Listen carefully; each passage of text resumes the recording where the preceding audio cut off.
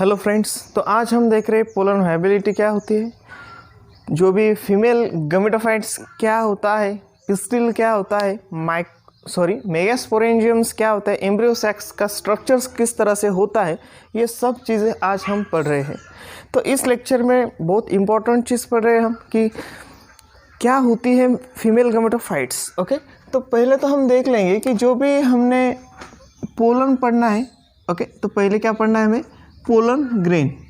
Okay, तो pollen grain का हमने इससे पहले भी लेक्चर में पढ़ लिया था कि there are the two layers are the presents, outer it's called as exine, inner is called as intine layer. तो इस बारे में हमने पहले ही पढ़ लिया है कि जो भी आउटर थी उसमें कंपोज था स्पोरोपोल्ने, और जो भी इंटाइन्स थी it's a compose parts for the pectin contents. Like जो भी कंटेंट्स हैं वो हमें आगे पढ़ना भी है। तो पोलन ग्रेन के बारे में हम देखेंगे कि एक बार अगर पोलन ग्रेन मैच्योर हो रहा है, तो मैच्योर हो गया है, तो आफ्टर मैच्योरेशंस ये क्या हुआ, उससे डेहिसंस हुआ। आफ्टर डेहिसंस इसमें जो भी स्टेज थी वो टू सेल स्टेज थी। कौन सी थी, एक वेजिटेटिव सेल थी और एक जनरेटिव सेल उसके अंदर प्रेजेंट थी। ओके, तो ये हमने अब तक पढ़ लिया है। अब देखते हैं कि पोलन जो भी ग्रेन्स है इसकी वायबिलिटी क्या होती है, इसकी क्या होती है वायबिलिटी। ओके, लेकिन पोलन वायबल है या नॉन वायबल से ये डिसाइड्स करेगा कि आगे जाकर पोलन क्या करेगा, पोस्ट फर्टिलाइजेशंस करना है इसे। इसका रिजल्ट्स कौन देता है, वायबिलिटी। अगर पोलन वायबल्स होगा तो सभी तरीके से फर्टिलाइजेशंस इजीली हो जाएगा, जाइगोट फॉर्मेशंस हो जाएगा, ओवल फॉर्मेशंस होगा। लेकिन पोलन अगर नॉन वायबल्स है तो आगे जाकर जो भी पोस्ट फर्टिलाइजेशंस की जो भी प्रोसेस है, जैसे कि ओवल फॉर्मेशंस होता है, सीड फॉर्मेशंस होता है, फ्रूट फॉर्मेशंस होता है, वो कोई भी प्रोसेस फॉलोड बाय नहीं होगी।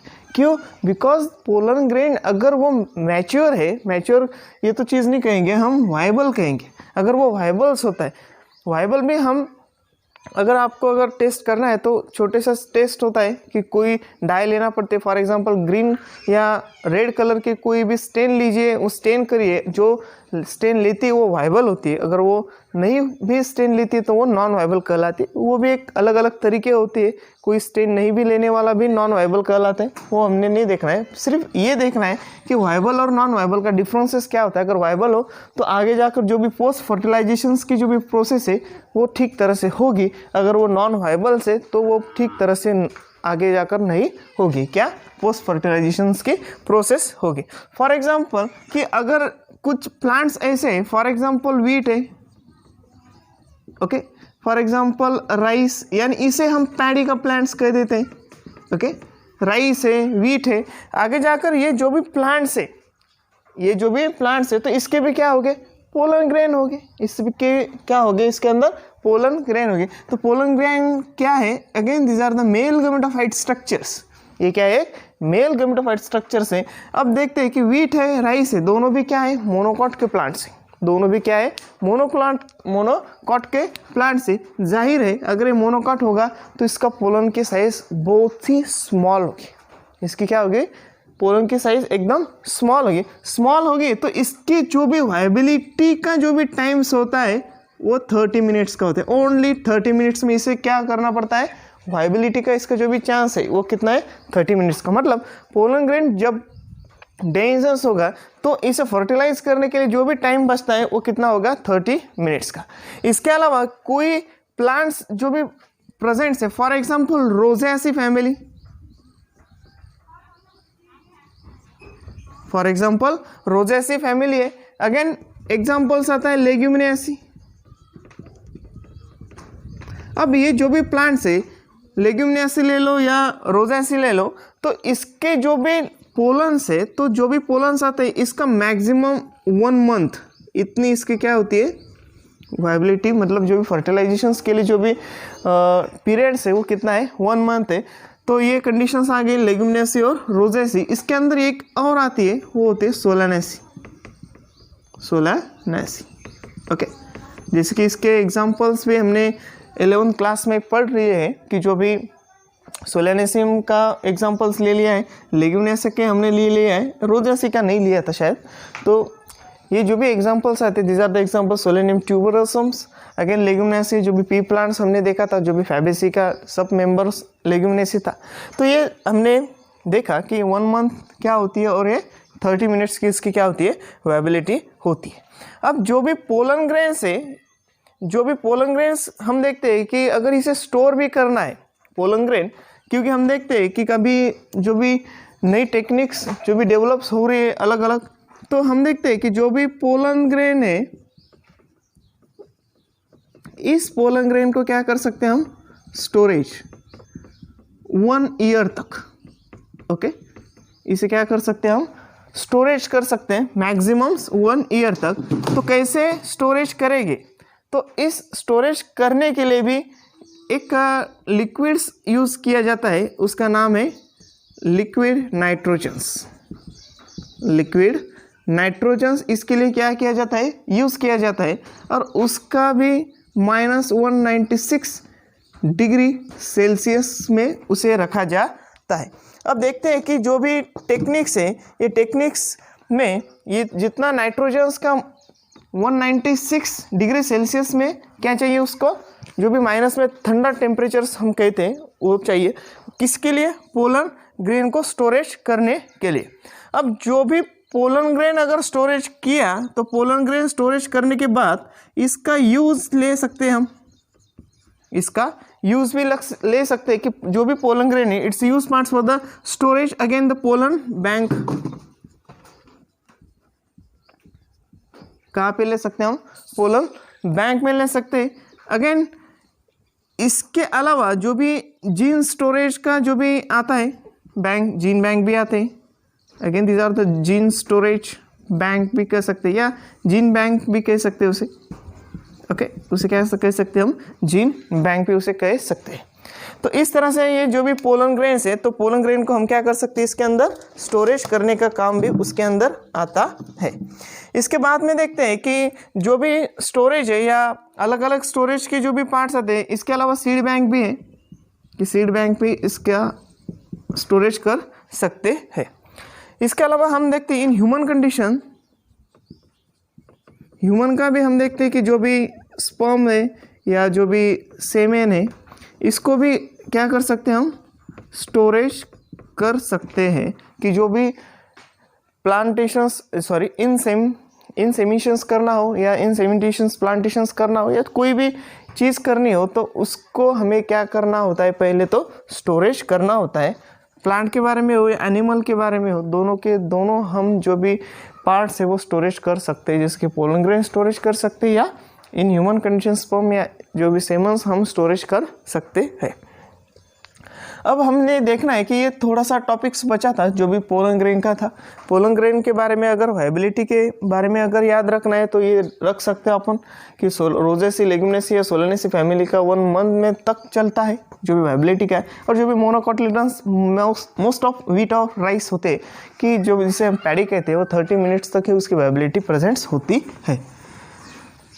अब ये देखा हमने कि जो भी मेल है, तो मेल का जो भी पोलन ग्रेन से इट्स डेवलपमेंट्स या उसकी जो भी प्रोसेस है वो अब तक हमने पढ़ ली। इसके बाद में हमें देखना है कि फर्टिलाइजेशंस करना है या पोलिनेशंस करना है, तो पोलिनेशंस के लिए हमें दोनों के दोनों क्या चाहिए, वाइबल्स नेचर्स के चाहिए होते और वो फुल्ली मैच्योर्स होने चाहिए। तो देखते हैं कि जो भी वाइबल्स है या डेवलपमेंट्स हमें जो भी करनी है तो उसके बारे में हम देखेंगे।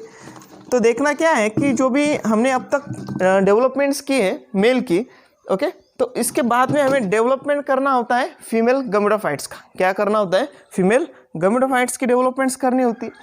तो उसके लिए हमें देखना पड़ेगा कि स्ट्रक्चर्स ऑफ पिस्टिल, ओके, उसके बारे में हमने देखना है कि पहले क्या आएगी, पिस्टिल आएगी, ओके, उसके बाद में क्या आएगा, मेगास्पोरेंजियम आएगा, ओके, उसके बाद में क्या आएगा, मेगास्पोरेंजियम आएगा। उसके बाद में आता है उसकी एम्ब्रियो सैक।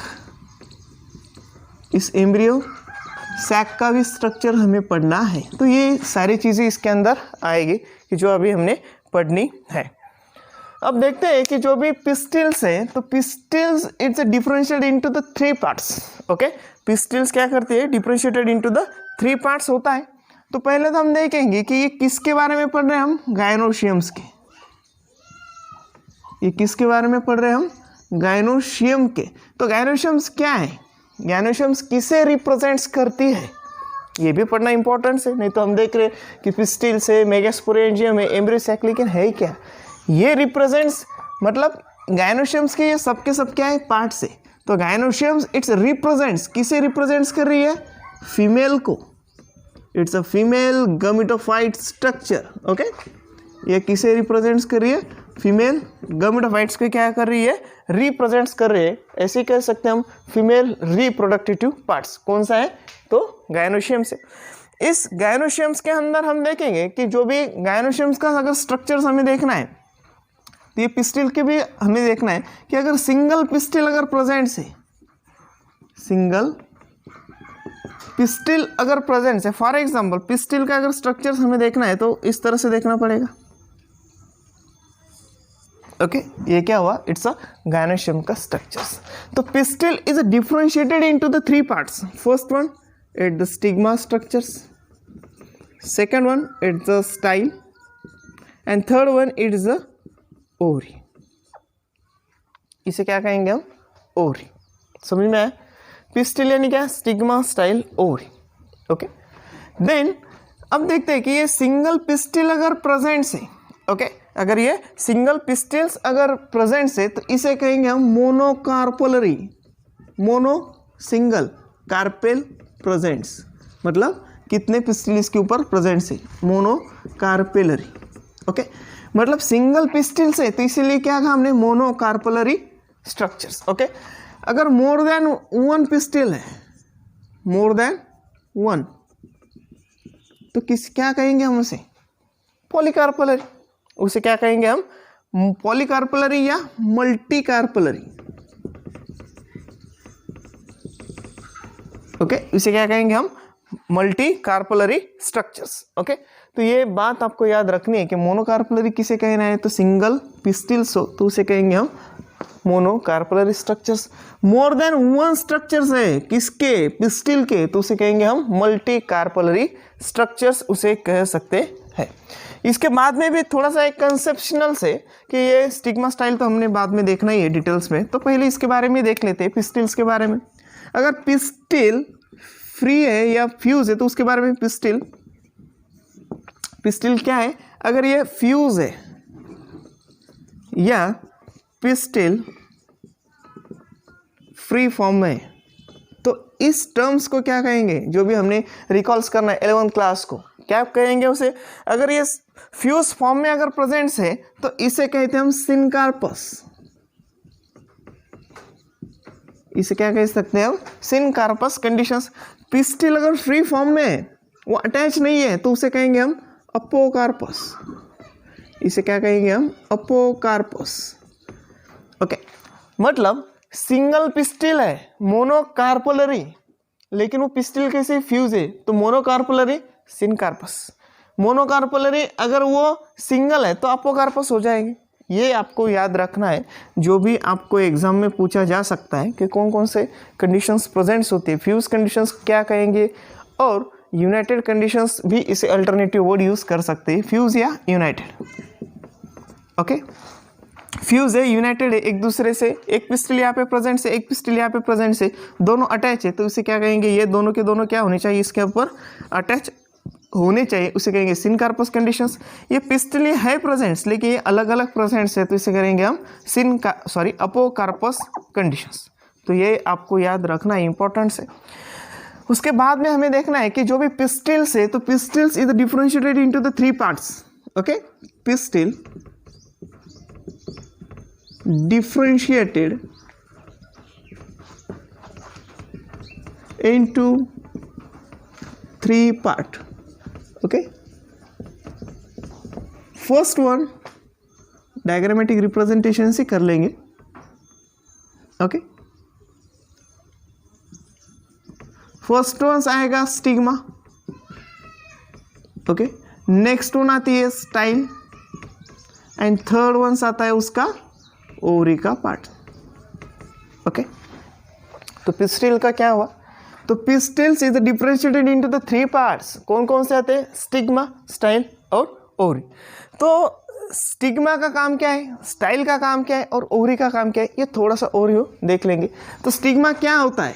तो स्टिग्मा ये प्रेजेंट्स अपर वन पार्ट से, तो ये हुआ लैंडिंग पार्ट्स। ओके, ये क्या हुआ? Landing part. किसके लिए लैंडिंग के लिए जगह यहाँ पे? Landing part of pollen, landing parts of pollen grain. ये प्लेस किसके लिए है? पोलन ग्रेन के लिए। क्या ये प्लेस है या ये प्लेटफॉर्म है? ये क्या है? प्लेटफॉर्म है कि जो भी पोलन ऊपर से आएगा ये लैंड करेगा इस स्टिग्मा पे। पोलन ग्रेन मैच्योर एंथर से डेंसेंस होकर कहाँ जाएगा? ये स्टिग्मा के पास आएगा। मतलब pollen transfer into the stigma, उसे कहते हैं पॉलिनेशंस, जो भी हमने बाद में देखना ही है। तो याद रखना है स्टिग्मा का काम क्या होता है? ये रिसीव करता है, ये लैंडिंग पार्ट से, ये प्लेटफॉर्म है। किसके लिए? पोलन ग्रेन के लिए। ये किसके लिए होता है?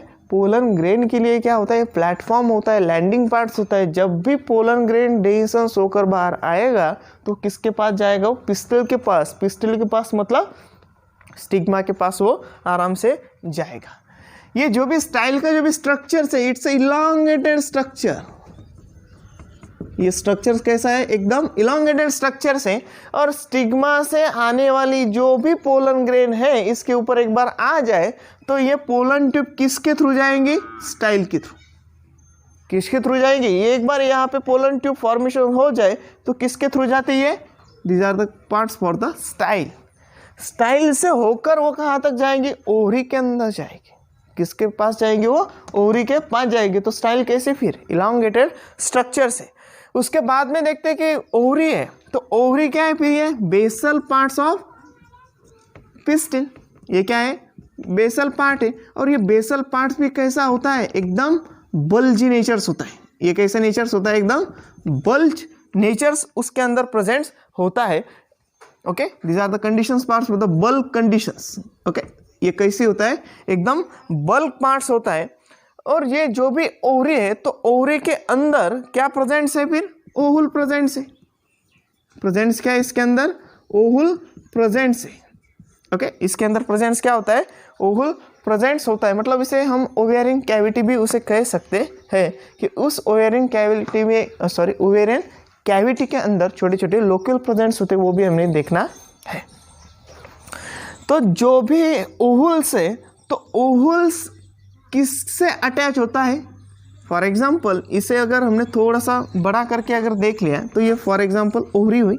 ओके, तो इस ओहुल के अंदर इस ओवरी के अंदर प्रेजेंट्स होते हैं छोटे छोटे ओहुल्स। इसके अंदर क्या प्रेजेंट्स होते हैं? छोटे छोटे। ये क्या है? इसके अंदर ओहुल प्रेजेंट्स है। ओके, जिससे अटैच है उसे कहते हैं हम प्लासेंटा। जिससे वो अटैच है उसे क्या कहते हैं हम? Placenta. Okay, ovary, ovarian wall, इसके अंदर प्रेजेंट्स क्या? ओहुल प्रेजेंट्स है। ओहुल किससे अटैच प्रेजेंट्स है? प्लासेंटा से वो क्या है? अटैच होते हैं, उसे कहते हैं हम ओवरी। और ये पूरा का पूरा जो भी स्ट्रक्चर है उसे कहते हैं हम मेगास्पोरेंजियम।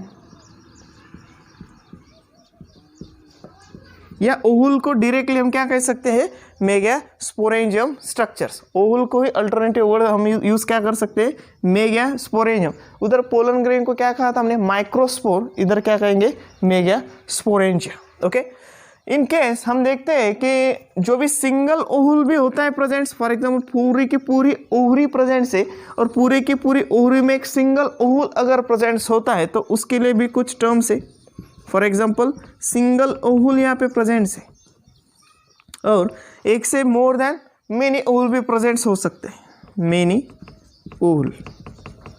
ओके, सिंगल ओहुल्स और मेनी ओहुल्स भी यहाँ मतलब इस जगह पे प्रेजेंट्स हो सकते हैं। सिंगल ओहुल अगर प्रेजेंट्स है तो वहाँ पे एग्जांपल्स कौन कौन से आएंगे? जैसे कि वीट, राइस, ओके, या मैंगो। ओके, ये एग्जांपल इसके अंदर आ सकते हैं। ओके, तो देखो सिंपल है।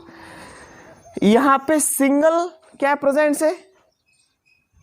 एक ही कार्पेल प्रेजेंट्स है। देखिए यहाँ पे हमने क्या लिखा था ऊपर? मोनोकार्पलरी कंडीशंस, मतलब ये मोनोकार्पलरी कंडीशंस किसके अंदर आ रही है, फिर सिंगल ओहुल है। मतलब जितने कार्पेल ऊपर प्रेजेंट्स होते उतने ही नीचे प्रेजेंट्स क्या होती है, ओहुल प्रेजेंट्स होती है। ये एक कॉमन सेंस है, सिंपल है, याद रखना है, सिंपल कंसेप्ट है।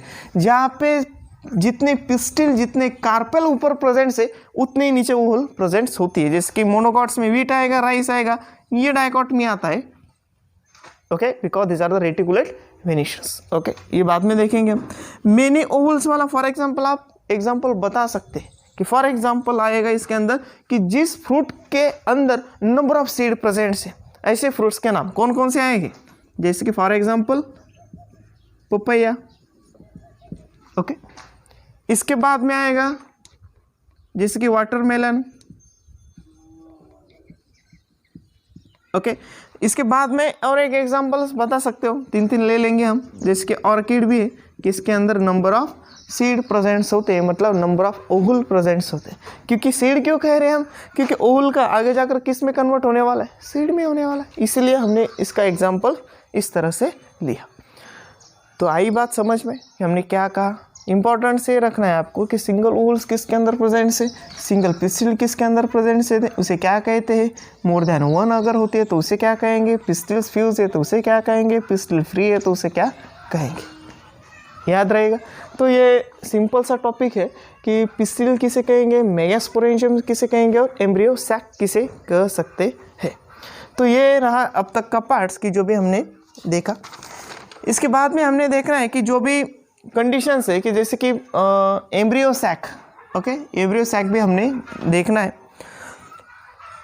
तो मेगास्पोरेंजियम्स के बारे में हमने तो देखा, तो एम्ब्रियो सैक थोड़ा सा ओवरव्यू करके हम देख लेंगे। ओके, तो ये रहा ओवरी। ओवरी के अंदर प्रेजेंट्स होते हैं एम्ब्रियो सैक। ओवरी के अंदर प्रेजेंट्स क्या होती है यही दिखा देंगे हम, इसे ही क्या कह सकते हैं हम, एम्ब्रियो सैक।